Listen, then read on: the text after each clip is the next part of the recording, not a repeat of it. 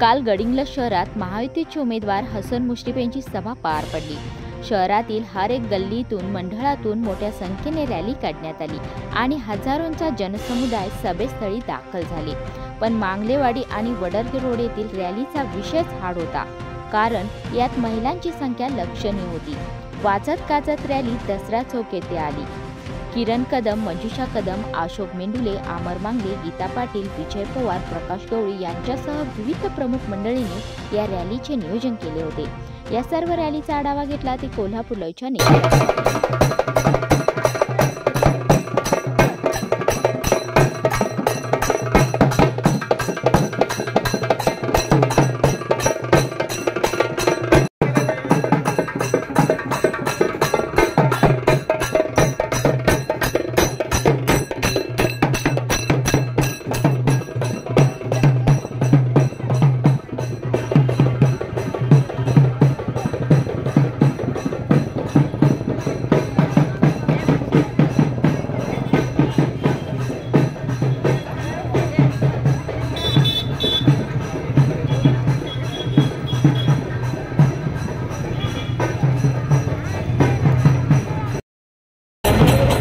आदरणीय मुश्रीफ साहेबांच्या प्रचारात आज गडिंग्लज शहरामध्ये आदरणीय साहेबांची पदस्थिती विजयावर जाहीर सभा होणार आहे।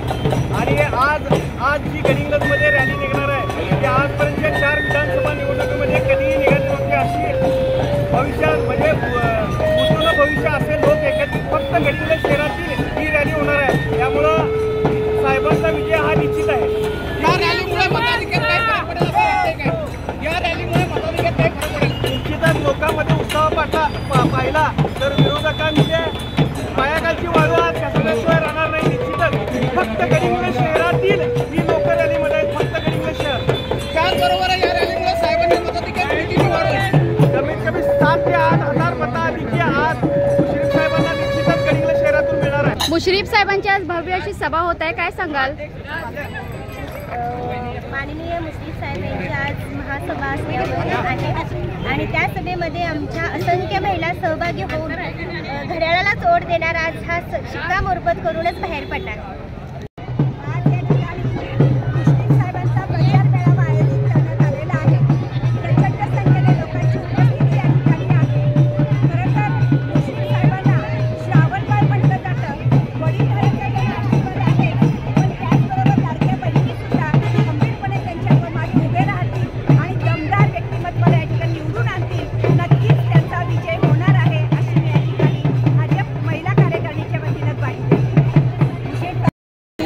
भरपेट दिले बोला की अलोट गर्दी साहेबांचा विजय निश्चित करणार। सांगायचो जनता दलाच्या काही कार्यकर्त्यांनी आमच्यावरती टीका केली, साहेबांची टीका केली। त्यांची उंची एवढी नाही आहे। जनता दलाला आमची सत्ता नसताना जवळजवळ कोट्यावधीचा निधी दिला। तो निधी दिला, ते टेंडर काढले, त्यांना उद्धव साहेबांना बोलवलं का? हे त्यांना माझा प्रश्न आहे। तुम्ही त्यात मला घेतला नाही का? देवाची शपथ घेतो म्हणतात, त्याच्यापुढे मला सांगितलंय आणि हे बोलणं गरजेचं आहे। सर्व आपण गडिंग्लजचे शुद्ध नागरिक आहात। त्याचबरोबर 70 वर्षे प्रलंबित राहिलेला नगरचा, त्याचबरोबर गांधीनगरचा प्रॉपर्टी कार्डाचा प्रश्न, 15 वर्ष तुम्ही सत्तेवरती होता, त्यांच्या कानाकडे लक्ष दिलं का? 15 दिवसात आमदार मुश्रीफ साहेबांनी त्या सर्वांचं प्रॉपर्टी कार्ड करून गेले. गांधीनगर लोक आहेत का? गांधीनगरचे लोक आहेत, राजनगरचे लोक आहेत. हे सर्व करत असताना गडिंग्लज शहराच्या सर्वांगीण विकासाकरता 4 महिन्यापूर्वी 16 कोटीचा निधी दिला. त्या 16 कोटीचं टेंडर निघालं. या मॅडम नगराध्यक्षा बोलतात टेंडर तुम्ही का भरला हो? त्याचं उत्तर आहे का तुमच्याजवळ? हे सुद्धा कार्यकर्त्यांना विचारावं. ज्या मंदिराचं काम केलं, ज्या खातिक समाजाचं समाज मंदिर बांधण्याचा निर्णय घेतला, त्यांना या माजी नगराध्यक्षांनी विरोध केलाय. त्यांना वेळी सुद्धाचा विचार केला, जागा दाखवा. हे सर्व करत असताना तुम्ही टीका करताय. कुणाच्यावर टीका करताय? इलेक्शन आहे विधानसभेची आणि बोलतात फक्त नगरपालिकेचं. मित्र, सांगण्याचं तात्पर्य एवढं की आमच्या सिद्धार्थ बनेने काही टीका केली, त्यांना धमकी द्यायची, मी तुमचं बघून घेतो, तुमचं अमुक करतो. गडिंग्लज शहरामध्ये शिशुविहार आहे. मी उपनगरात असताना त्या शिशुविहारच्या संदर्भाच्या सर्व कार्यकर्त्यांना शिशुविहार तिथं दसऱ्याचा उत्सव करण्याकरता त्यांना आम्ही दिलं. त्या नगराध्यक्ष झाल्यानंतर त्याला विरोध केला. त्या शिशुविहारला पुढं टाकलं. मुलांनी पूजा केलेली होती, लक्ष्मी मातेची त्या ठिकाणी पूजा केलेली होती. कुलूप काढला, 11 महिन्यांनी कुलूप काढलं. 11 महिन्यांनी त्या शिशुविहारामध्ये उत्तर पूजा झाली. या ठिकाणी महिला भगिनी आहेत. उत्तर पूजेचं महत्व आणि त्या लक्ष्मी मातेचं महत्व महिलांना निश्चितपणे आहे. हे मुद्दाम तुमच्यासमोर उल्लेख करत असतो की हे सगळं करत असताना उमेदवार बोलतात साहेबांचं काय केलं, घरदार पोरं उघड्यावर सोडले. त्या मित्रांना मला सांगायचं आहे, हे घरदार फक्त मुस्लिम समाज नाही आहे. हे जर जमलंय, हे मुस्लिम समाजाचं कुटुंब आहे, हे मुस्लिम समाजाचं घरदार आहे. आणि ह्या घरदाराची रखवाली करता महाराष्ट्रभर शहर फिरत होते. ईडीच्या मागे तुम्ही लागला आणि पेपरमध्ये तुम्ही उल्लेख केला आणि गडिंग्लजच्या नगराध्यक्षांमध्ये त्याच्या तोंडामध्ये केस तुम्ही घातलं. तुम्हाला वाटतंय मी राजा आहे, मी जनघराण्याचा आहे, काय सांगायची गरज पडली आहे ना? मला या ठिकाणी एकच उल्लेख करा असं वाटतो, राजा का बेटा राजा नहीं बनेगा, राजा वही बनेगा जो हकदार है. वो जो हकदार है वो हमारा उस्ताद है. हे सर्व करता असताना येथे काम केल्यानंतर कोण निवडून येणार हे सांगायची गरज नाही. आपले साहेब सर्वांनी विकास केलाय. आरोग्याचं काम केलं, क्रीडाचं काम केलं.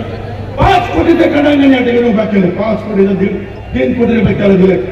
आरोग्य सेवा देताना 100 कोटीचं स्वर्गीय बाबासाहेब कुटकरांनी हॉस्पिटल उभा केलं.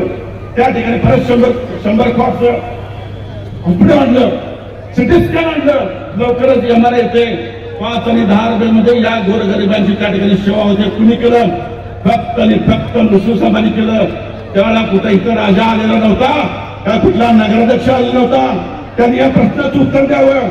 साहेब परवा आमच्या आदरणीय पवार साहेब आले, त्यांच्यासमोर भाषण काय, माझ्यावर खोट्याचे आरोप केले, माझ्यावर अमुक केलं, माझ्यावर तमुक केलं. अरे तुम्ही काय ते विकास कामाचं बोला असं आम्हाला वाटत होतं.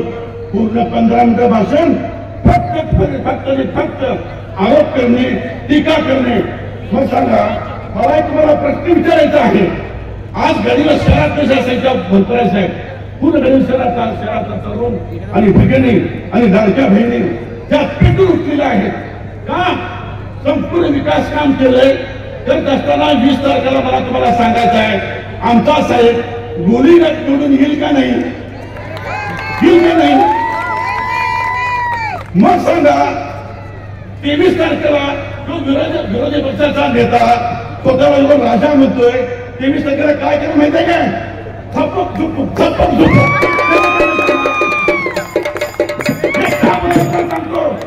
अतिशय घाणेरडी प्रवृत्ती तुम्ही सांगताय. तर सर्वसामान्याचा नेता गरिबांच्या डोळ्यात असून करता सकाळी 5 वाजल्यापासून उभा राहतो, त्याच्यावर तुम्ही अशी टीका करता.